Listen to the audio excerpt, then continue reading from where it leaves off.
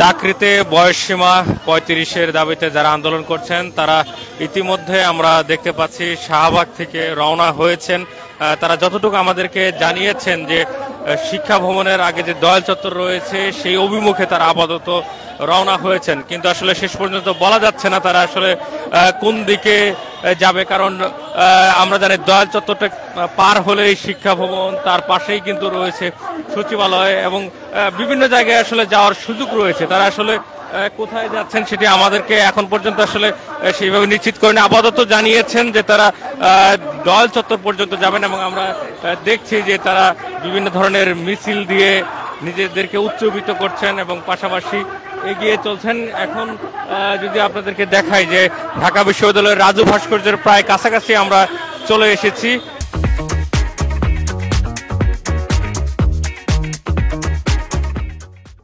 দেখছি দীর্ঘদিন ধরেই কিন্তু চাকরিতে বয়সসীমা ৩৫-এর দাবিতে আন্দোলন করে আসছেন এখানে যারা এসেছেন তারা, এবং সরকার কিন্তু ইতিমধ্যে একটি গ্যাজেটও প্রকাশ করেছিলেন ৩২ করে, এবং তারা কিন্তু সেটিকে মানেননি।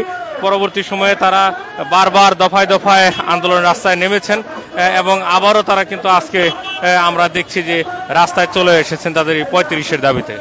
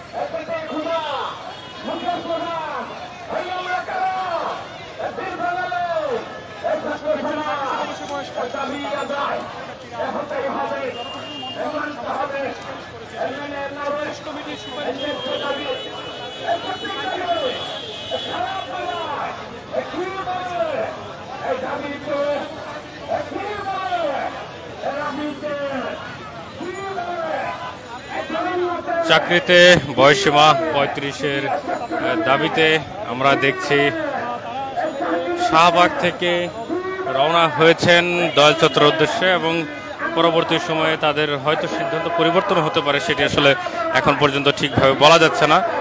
এখন তাদের যে অবস্থান সেটি হচ্ছে ঢাকা বিশ্ববিদ্যালয়ের রাজু ভাস্কর্যের প্রায় কাছাকাছি, এবং আমরা দেখছি যে তারা বিভিন্ন ধরনের স্লোগান দিচ্ছেন এবং আজকে কিন্তু তারা সকালে শুরুতেই বলেছেন যে আজকে একটি সিদ্ধান্ত নিয়ে তারা মাঠ থেকে চলে যাবেন, এবং আমরা দেখছি যে ইতিমধ্যে তারা 11:30টায় তাদের কর্মসূচি শুরু করার কথা থাকলো, কিছুটা বিলম্ব করে শুরু করেছিলেন, এবং তারপর থেকে এখন বেলা গড়িয়ে দুপুর গড়িয়ে বিকেলের কাছাকাছি তারা অবশেষে বের হয়েছেন, এবং আমরা দেখছি যে তারা মিছিল নিয়ে এগিয়ে যাচ্ছেন।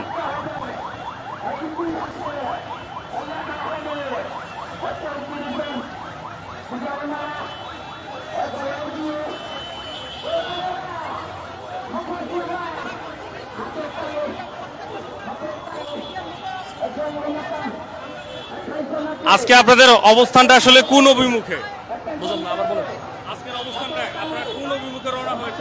আমরা সকাল 11টা থেকে বেলা 11টা থেকে আমরা শাহবাগে অবস্থান করছি এই ৩৫ বাস্তবায়নের দাবিতে। আমরা শাহবাগের থেকে এখন রাজু ভাস্কর্যের দিকে আসছি। এখান থেকে কোন দিকে মুখ করে যাওয়া হয় এটা আপনাদেরকে পরবর্তীতে জানিয়ে দেওয়া হবে। এবং বিশেষ করে আমাদের ৩৫ বাস্তবায়নের দাবিতে আমরা রাজপথে আছি, যেখানে সুপারিশ কমিশন গঠন করা হয়েছিল, জনপ্রশাসন মন্ত্রণালয়ের সুপারিশ কমিশন গঠন করা হয়েছিল ৩৫ এবং ৩৭ এবং ৩৫-এর প্রজ্ঞাপন জারি হবে এমন অবস্থায় কার ইঙ্গিতে কার ইশারে ৩২ প্রজ্ঞাপন জারি হয়েছে। এই ৩২কে আমরা প্রত্যাখ্যান করে লাল কার্ড দেখিয়ে আমরা আজকে জাতীয় মহাসমাবেশে এবং আজকে এই শাহবাগ থেকে সকাল থেকে এই পর্যন্ত আমরা আছি। আমরা ওখান থেকে সিদ্ধান্ত না আসা পর্যন্ত আমরা রাজপথ ছাড়বো না।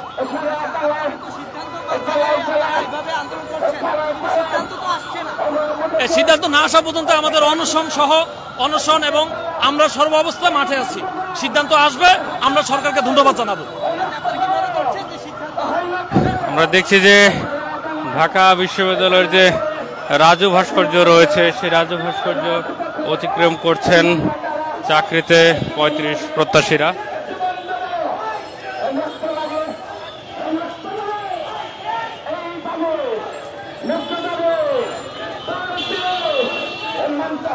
দর্শক, আপনাদেরকে দেখানোর চেষ্টা করছিলাম যে চাকরিতে বয়সসীমা ৩৫-এর দাবিতে যারা আন্দোলন করছেন তারা আবারও আজকে বের হয়েছেন এবং তাদের বিভিন্ন ধরনের কর্মসূচি দিয়েও যখন তারা আসলে কোনো ফলাফল পাচ্ছিলেন না, অবশেষে আজকে একটি মহাসমাবেশের ডাক দেয় এবং সেই মহাসমাবেশের সূচনাটি করেন তারা সকাল 11:30টার দিকে এবং পরবর্তী সময়ে তারা এই মুহূর্তে কিন্তু আমরা দেখছি যে শাহবাগ থেকে একটি মিছিল নিয়ে রওনা হয়েছেন, ঢাকা বিশ্ববিদ্যালয়ের রাজু ভাস্কর্য পার করলেন এবং আসলে কোন দিকে যাচ্ছেন সেটি আসলে বলা যাচ্ছে না। আজকে আসলে আপনারা কোন অভিমুখে রওনা হয়েছেন এখন পর্যন্ত আমরা ক্লিয়ার হতে পারিনি। আপনারা লক্ষ্য করেছেন যে ৩৫-এর যে আন্দোলন এটি দীর্ঘ সময় ধরে চলছে। বাংলাদেশের যে চাকরি ব্যবস্থা বা চাকরি বিধিমালা এটি ঔপনিবেশিক আইন দ্বারা নিয়ন্ত্রিত হয়। সেই আইনি ব্যবস্থার মধ্যে একটা স্বৈরাচারী ভাব আছে এবং বাংলাদেশের চাকরি ব্যবস্থা সচিবালয় কেন্দ্রিক মালিকানা, মানে হচ্ছে বাংলাদেশের নিয়োগগুলা মন্ত্রণালয়ের আন্ডারে এই যে সচিবালয় কেন্দ্রিক মালিকানা, এইটার একটা সংস্কার করা দরকার। বাংলাদেশের বিগত দিনে 2018 সালের কোটা সংস্কার আন্দোলন এবং 2024-এর এই রক্তাক্ত জুলাই কিন্তু কোটার বিরুদ্ধে, মানে হচ্ছে যে চাকরিতে প্রবেশের সুযোগ তারে বাংলাদেশ এই মুহূর্তে যে অন্তর্বর্তীকালীন সরকার তারা হাজারো শহীদের রক্তের উপর দাঁড়িয়ে আছে। তাদের আসলে এই শিক্ষার্থীদেরকে নিয়ে অনেক বেশি ভাবা উচিত ছিল এবং বাংলাদেশের কর্মসংস্থানে কিভাবে প্রবেশ করবে এত লক্ষ লক্ষ বেকার যুবকরা, সেটি নিয়ে তারা আদৌ না ভেবে ৩৫-এর আন্দোলনের সময় যখন একটি কমিশন করা হলো, কমিশন শিক্ষার্থীদের সাথে বসলেন, ছেলেদের জন্য ৩৫ এবং নারীদের জন্য ৩৭-এর সুপারিশ করলেন। কিন্তু এই অন্তর্বর্তীকালীন সরকার আমরা দেখলাম তারা সেইটিকে গ্রহণ না করে তারা একটি ৩৫-এর জন্য প্রজ্ঞাপন করলেন। এটা আন্দোলনের সাথে টিটকারি ছাড়া আর কিছু না। এটা হচ্ছে আমরা মনে করি, আমরা দাবি জানাই যে ওই কমিশনের রিপোর্ট যাতে কার্যকর করা হয় এবং প্রজ্ঞাপন দেওয়া হয়। আমরা যেমনটি শুনছিলাম যে তারা আসলে আজকে বেরই হয়েছেন যে তাদের দাবি আদায় না হওয়া পর্যন্ত তারা ঘরে ফিরবেন এরকম একটি সিদ্ধান্ত নিয়ে, এবং সর্বশেষ পরিস্থিতি আপনাদেরকে দেখানোর চেষ্টা করছিলাম ৩৫ প্রত্যাশীদের।